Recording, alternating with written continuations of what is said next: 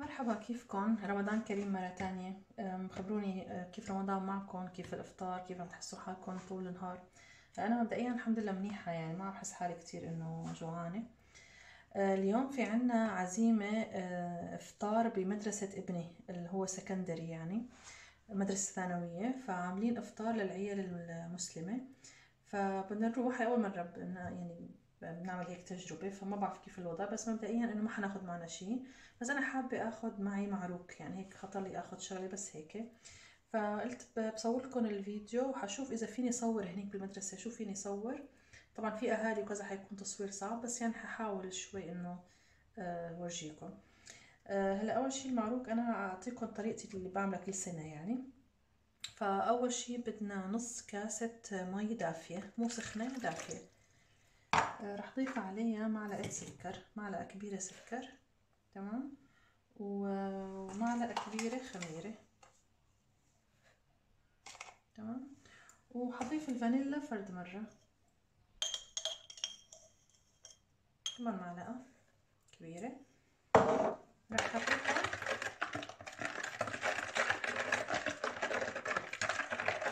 ورح ضيف عليهم كمان كاسة طحين، بس هلا مبدئيا كاسة واحدة. رح حركهم ورح اتركهم هلا 3 ساعة، بس مشان هيك تختمر، يعني تشتغل الخميرة، وبرجع بكمل باقي المكونات. هلا بالنسبة للحشوات، لما تتخمر عندي العجينة، فيكم تحشوا اللي بدكم، يعني فيكم تحطوا مثلا نوتيلا، فيكم تحطوا اللوتس، فيكم تحشوا مثلا زبيب مع جوز هند مع شوية قطر. وفيكم تحشوا الأصلية هي إنه العجوة، يعني حتى فيكم تعملوا بلا حشوة. فأنا هحط أعمل عجوة، وحأحشي كمان مشان الأولاد يعني الشوكولا والهاي. هلا العجوة بس هي نفس العجوة، بحط لها معلقة كبيرة سمنة وبدعكها معها.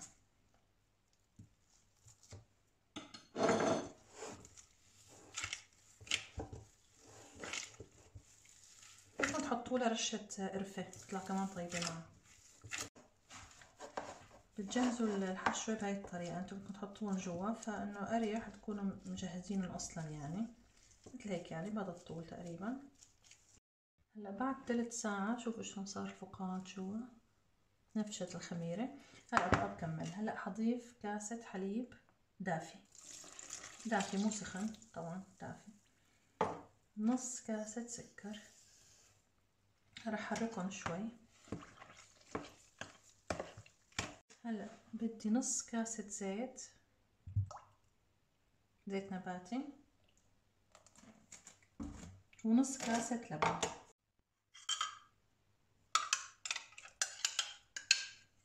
لبن زبادي يعني، هاي نص كاسة. رشة ملح مشان تاخدوا نكهة كتير طيبة.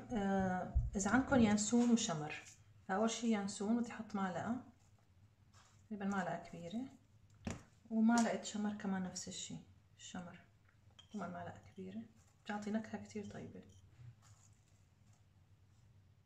هلا بنحط الطحين بقى. هاي أول كاسة. هلا أنا على عياراتي أخذ معي 5 كاسات طحين، فأنتوا بتعايروا حسب إنه تطلع معكم عجينة ماسكة، يعني ما بتلزق. آخر شي بضيف معلقتين كبار زبدة، بعجنهم معها، بتعطيها طراوة كتير حلوة. وبغطيهم. هلا اتركوهم 2 3، كل ما تركتون يرتاحوا أكتر وينفشوا أكتر بيطلعوا أحلى.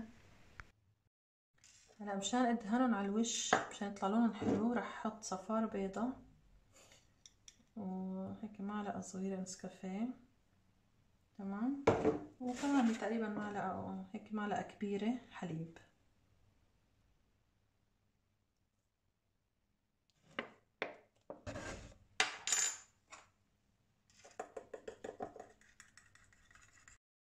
لهيك المعروك صار له 1 ساعة ونص تماما.